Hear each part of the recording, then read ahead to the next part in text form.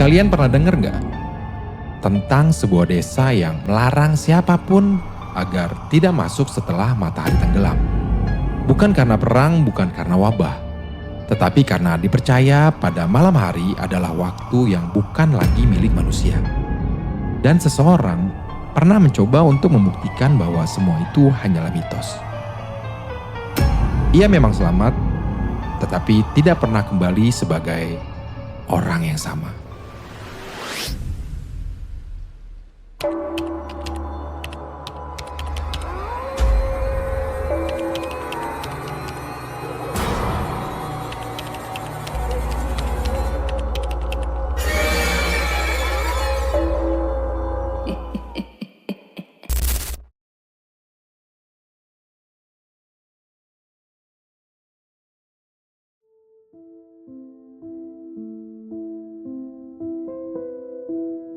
Assalamualaikum warahmatullahi wabarakatuh. Selamat datang di History's Channel. Tempat bercerita di mana ketika misteri menjadi teror. Halo teman-teman History's Channel. Apa kabar kalian hari ini? Semoga kalian dalam keadaan sehat dengan rezeki yang melimpah. Amin amin, ya Rabbal Alamin. Teman-teman, tidak semua tempat memang ingin dikenal. Ada wilayah yang memang memilih untuk tidak disebut, tidak dipromosikan, dan tidak diceritakan ke orang-orang luar. Nah, untuk kisah kali ini teman-teman, ada sebuah desa yang terletak jauh dari jalan utama. Untuk mencapainya saja, orang-orang harus melewati tanah yang berbatu, kebun-kebun kosong, dan hutan tipis yang selalu terasa lebih sunyi dari seharusnya. Nggak ada papan nama, nggak ada gapura yang megah, hanya jalan kecil dan rumah-rumah kayu yang terlihat tampak biasa. Namun bagi warga desa yang berada di sebelahnya, tempat itu memiliki satu aturan yang sederhana. Jika matahari sudah tenggelam, jangan pernah berani untuk melangkah masuk ke dalamnya. Oke teman-teman, penasaran kan dengan ceritanya? Yuk, kita simak ceritanya.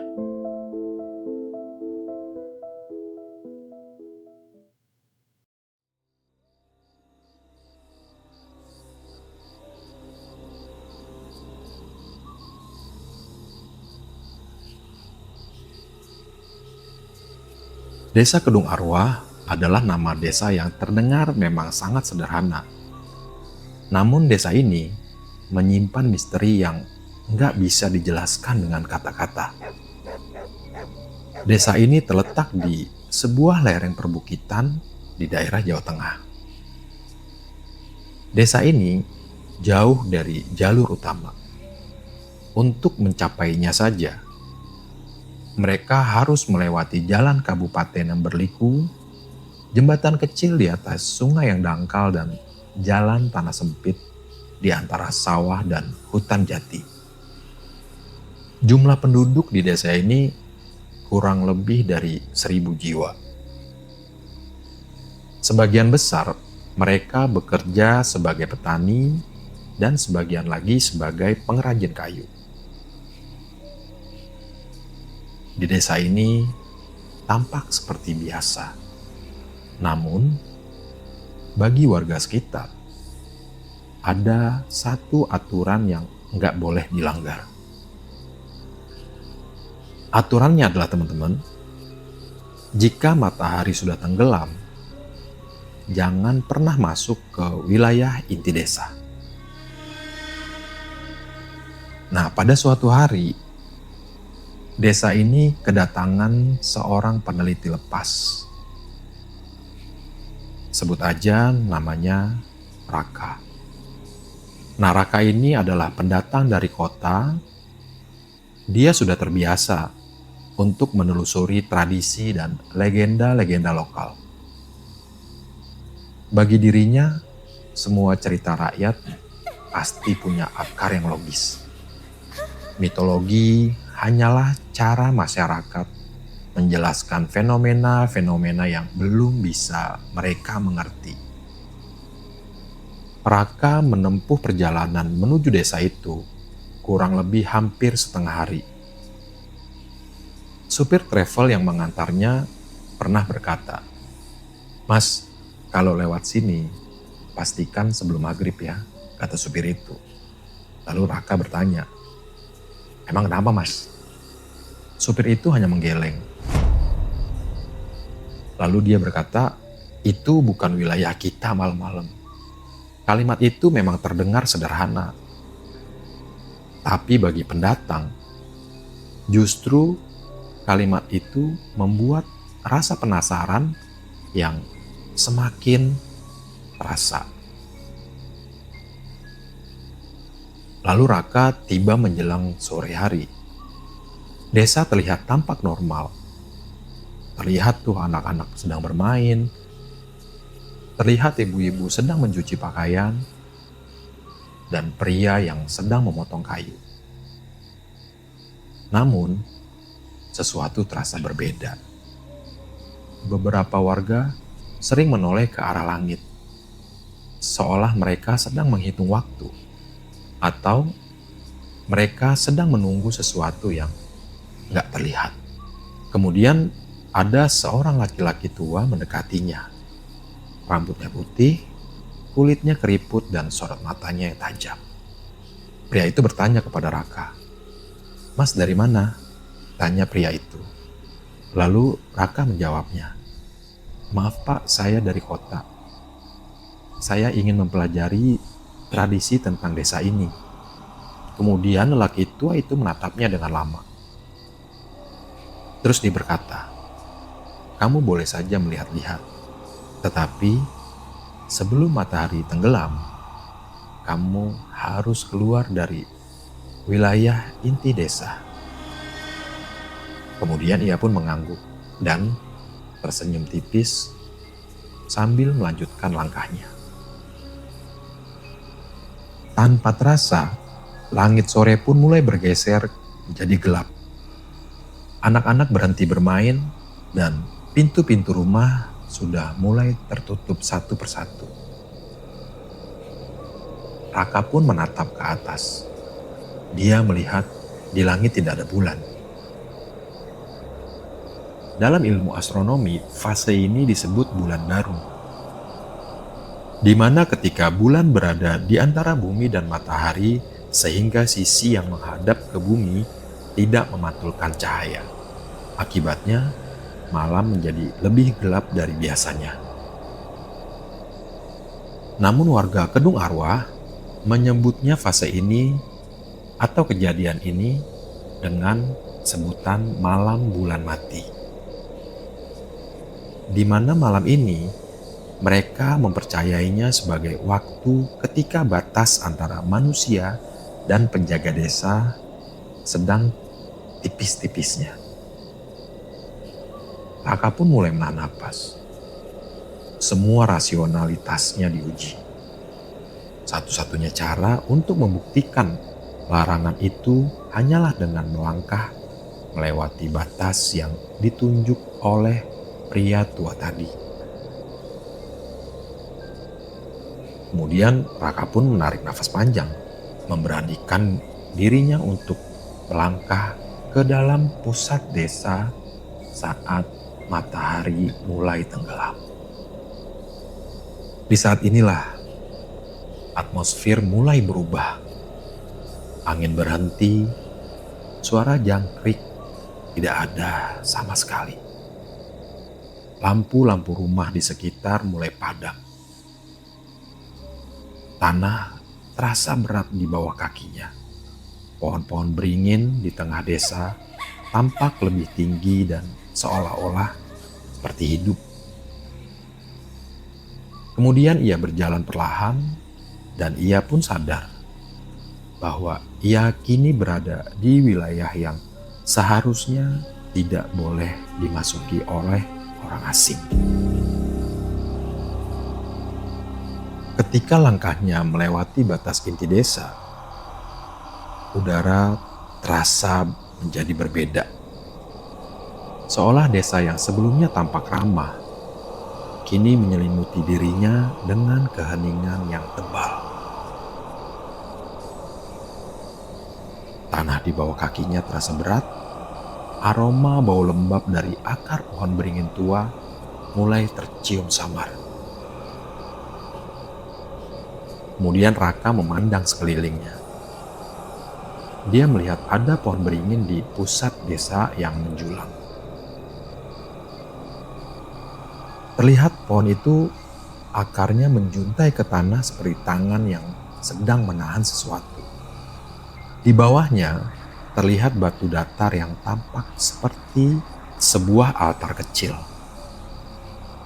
Tetapi tidak ada sesajen, tidak ada dupa, namun aura tempat itu sangat terasa hidup. Raka pun menarik nafas yang panjang. Lalu ia berkata dalam hatinya, ini hanyalah legenda. Tetapi di setiap langkah berikutnya, rasa tidak nyaman pun semakin terasa. Di dekat gerbang, terlihat seorang laki-laki tua sedang menunggunya. Lelaki tua itu adalah sesepuh desa yang sangat dihormati. Wajahnya keriput, namun matanya memancarkan kewaspadaan dan ketenangan yang sangat nyata. Lalu lelaki tua itu berkata, "Kamu telah melewati batas. Ingat, tidak semua yang terlihat kosong itu aman. Dengarkan aku. Dengarkan sejarah desa ini." Kemudian Raka itu duduk di batu dekat pohon beringin. Lalu sesepuh itu pun mulai cerita. Ternyata teman-teman, pada ratusan tahun lalu, desa ini hanyalah cekungan hutan yang lebat. Beberapa perantau membuka lahan, kemudian membangun rumah, dan pada malam pertama ketika mereka berada di desa itu, telah hilang 3 orang penduduk desa tanpa jejak. Tanah di tempat yang mereka berdiri tiba-tiba menghitam. Pepohonan di sekitarnya tampak layu, dan sesepuh itu pun berkata, tanah ini bukannya kosong, tetapi ada yang menjaga. Pernah ada seorang leluhur desa ini melakukan tirakat selama 7 hari 7 malam. Pada malam ke-7, tepat di malam bulan mati, ia mendapatkan satu kesepakatan. Kesepakatan itu berbunyi, manusia boleh tinggal di sini, tetapi ketika malam adalah waktu sang penjaga. Dan siapapun yang melanggar larangan tidak dijamin bisa pulang dalam keadaan utuh. Lalu Raka itu pun terdiam. Tetapi dia masih mencoba untuk menenangkan dirinya. Dia pun berpikir, ini hanyalah cerita rakyat. Masih bisa dijelaskan secara logis kok. Namun hatinya tidak bisa dibohongin. Dadanya mulai berdegup dengan cepat. Dan malam pun semakin gelap. Lalu sesepuh desa menjelaskannya lebih lanjut. Leluhur mereka pernah melakukan tirakat 7 hari 7 malam dengan sebuah ritual meditasi dan puasa untuk menenangkan energi alam di sekitar desa. Dan di malam ke-7, saat malam bulan mati, leluhur desa ini sepakat dengan perjanjian simbolis, yaitu Manusia boleh tinggal, tetapi ada batas yang nggak boleh dilanggar. Larangan ini pun diwariskan secara turun-temurun. Nggak ada yang boleh berada di inti desa setelah matahari tenggelam. Raka pun mendengar ini dengan kagum dan sedikit skeptis. Ia ingin memahami secara ilmiah, tetapi aura di tempat itu gak bisa diabaikan. Kemudian Raka bertanya kepada sesepuh desa itu, lalu apa mbah yang terjadi jika ada seseorang yang melanggar perjanjian itu? Sesepuh desa pun langsung menatapnya dengan tajam. Jika ada seseorang yang melanggar, maka tidak semua yang hilang akan kembali sama. Beberapa memang ada yang selamat secara fisik, tetapi bagian dari jiwa mereka tertinggal. Bahkan rasa takutnya bisa menjadi selamanya.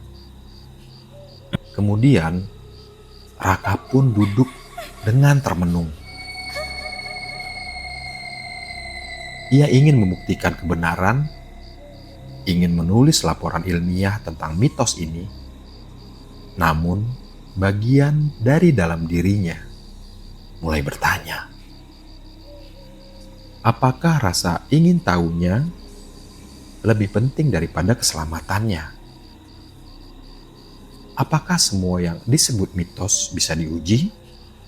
Atau memang ada batas yang harus dihormati? Kemudian Raka berdiri dan mengamati desa di sekitarnya. Dia melihat lampu rumah mulai padam satu persatu. Aroma lembab tanah mulai tercium, desiran daun dan sunyi yang menekan mulai membuatnya merasa bukan lagi sebagai peneliti. Saat Raka melangkah lebih jauh, dia mulai mendengar suara-suara halus. Bukan dari manusia, bukan dari binatang.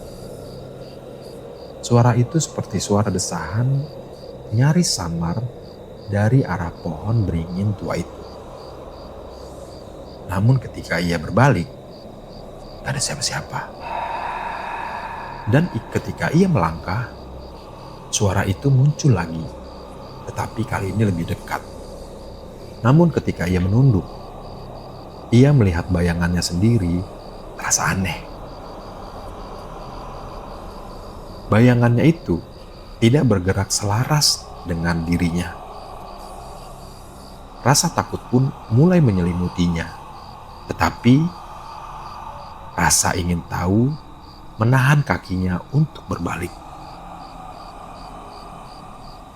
Dan kemudian ia menyadari satu hal. Ternyata dirinya telah melanggar batas desa. Berarti Raka telah memasuki wilayah yang bukan sepenuhnya milik manusia. Matahari pun kini sudah tenggelam sepenuhnya. Desa Kedung Arwah yang siang tadi terlihat ramah, kini telah berubah menjadi landscape yang gelap dan hening. Angin pun berhenti, daun-daun menempel di tanah dan aroma lembab dari akar pohon semakin tajam.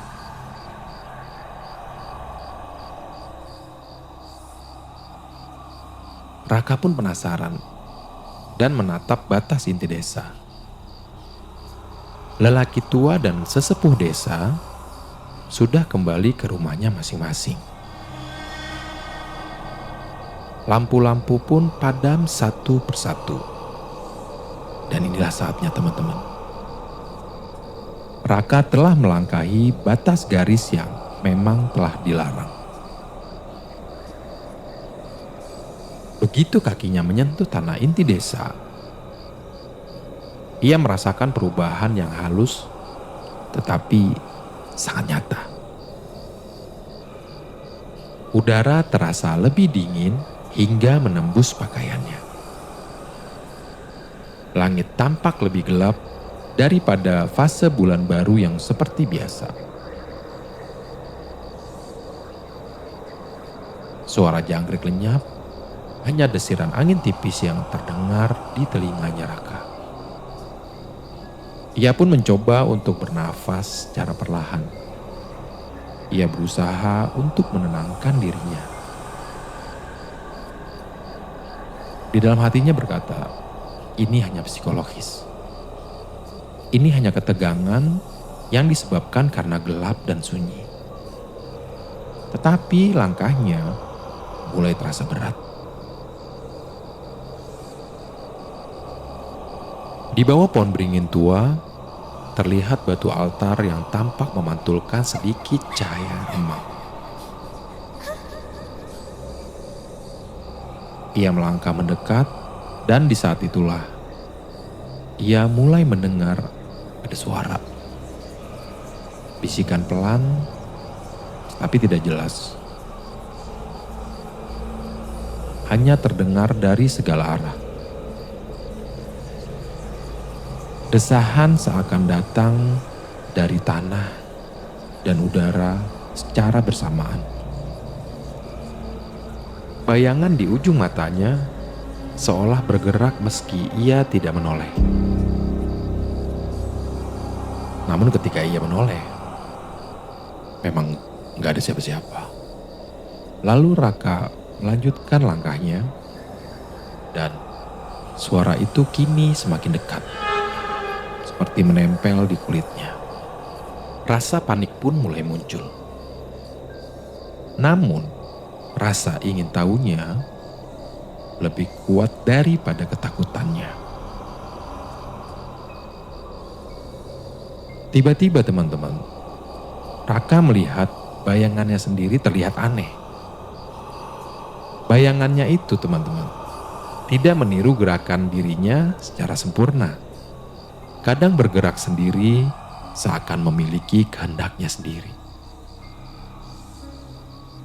Raka pun mencoba menenangkan dirinya dengan penjelasan yang logis lah. Dia melihat pantulan cahaya, enggak juga, karena emang enggak ada sumber cahaya. Apakah ini karena fata morgana? Enggak mungkin, karena udara terlalu lembab. Atau mungkin pikirannya yang sedang menghayal. Bisa jadi, tapi sensasinya terlalu nyata. Lalu ketika Raka menunduk, tiba-tiba bayangannya itu gak ada. Dan saat ia menatap pohon beringin lagi, dia melihat akar-akar pohon itu seperti tampak sedang bergetar. Seolah-olah ada sesuatu yang bergerak di bawah tanah. Kini rasa penasaran Raka bertabrakan dengan rasa ketakutan. Sebenarnya Raka tuh pengen mendokumentasikan fenomena ini. Dia ingin membuktikan bahwa larangan malam bulan mati itu hanyalah mitos. Namun bagian dalam dirinya kini mulai merasa ada seperti sesuatu yang salah. Dan memang ada batas yang seharusnya nggak boleh dia lewati. Hatinya pun berdebar, nafasnya mulai pendek. Tubuhnya berkeringat dan ia sadar desa ini tidak sama seperti dengan desa yang siang tadi. Kini ia bukan lagi seorang peneliti yang rasional, tetapi kini dia adalah seorang tamu yang enggak diundang di wilayah yang memang dijaga oleh sesuatu yang lebih tua dari manusia.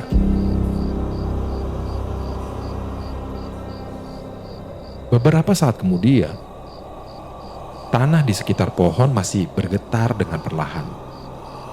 Namun yang bikin Raka merinding sekujur tubuh, dia melihat ada sosok bayangan gelap di sudut matanya. Namun seperti biasa, ketika ia menoleh, gak ada. Suara desiran angin pun seakan membawa bisikan dengan kata-kata yang gak jelas. Seakan-akan suara itu terdengar seperti bahasa-bahasa tua atau bahasa-bahasa kuno yang memang sudah nggak pernah dipakai pada zaman sekarang. Lalu Raka mencoba mengingat semua catatan yang ia bawa. Dia coba mencari-cari dan dia mencoba mencocokkan dengan semua teori ilmiah yang pernah dia pelajari. Namun semua catatan itu, namun semua ingatan itu, namun semua teori itu gak ada yang berguna. Gak ada alasan logis yang bisa menjelaskan getaran tanah itu, suara bisikan itu, dan bayangan dirinya yang gak selaras dengannya. Langit malam di desa Kedung Arwah mulai semakin gelap. Seakan-akan langit itu menyerap semua cahaya yang berada di desa itu. Raka pun kemudian berdiri di dekat pohon beringin. Dan dia mendengar suara itu semakin jelas. Desahannya, bisikannya, dan nafas yang terdengar dari segala arah. Raka kini mulai merasa kesepian. Padahal teman-teman, di situ tuh masih ada beberapa rumah di dekatnya Raka. Kini rasa bersalah mulai muncul. Dalam dirinya berkata, apakah aku terlalu menantang batas? Dan tiba-tiba ia merasakan sesuatu ada yang menyentuh pundaknya. Namun ketika ia menoleh, tetap aja gak ada siapa-siapa. Kini ia sadar, memang ada sesuatu atau apalah itu yang sedang mengawasinya. Yang pasti, bukan sosok manusia. Suasana pun semakin menyeramkan teman-teman. Di situ cahaya benar-benar gak ada sama sekali. Gelap total. Raka pun mulai berhalusinasi. Kepalanya mulai pusing dan akal sehatnya pun gak bekerja. Akhirnya dipingsan pada saat itu. Lalu pada pagi harinya, warga menemukan ia duduk di gerbang desa. Ternyata dia masih hidup, tetapi pandangannya terlihat kosong. Matanya terbuka, tapi gak fokus. Dia gak mengingat siapapun, dia tidak ingat alasan dia datang ke desa Kedung Arwah. Yang pasti tubuhnya kembali, tetapi sebagian dirinya masih tertinggal.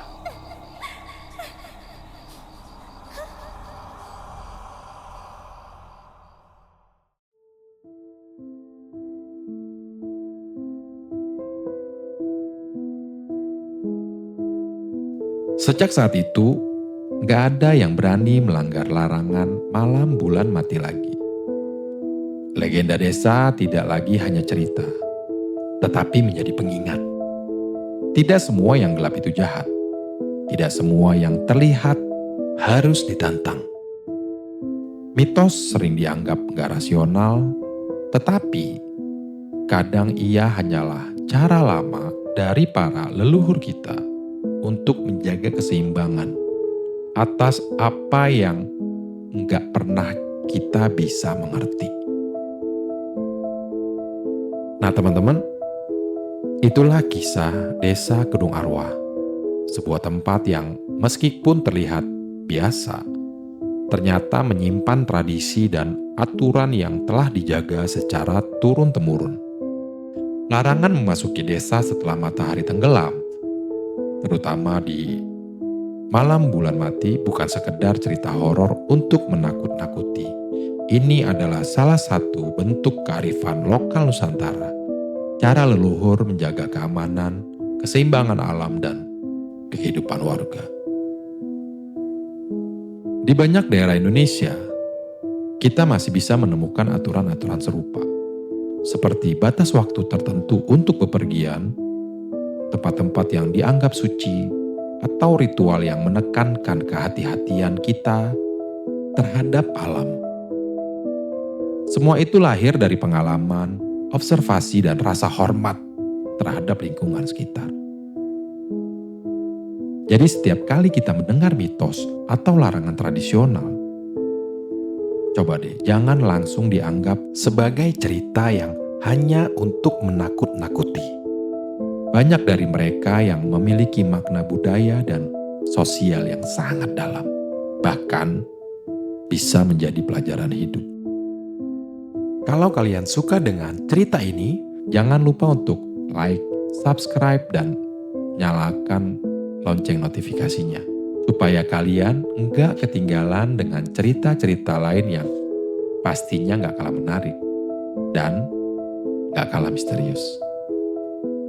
Ingat ya teman-teman, kadang rasa hormat terhadap tradisi dan batasan-batasan yang memang sudah diturunkan oleh leluhur-leluhur kita, oleh orang-orang tua kita dulu, adalah cara terbaik untuk kita agar tetap selamat dan tetap penasaran dengan dunia di sekitar kita. Assalamualaikum warahmatullahi wabarakatuh.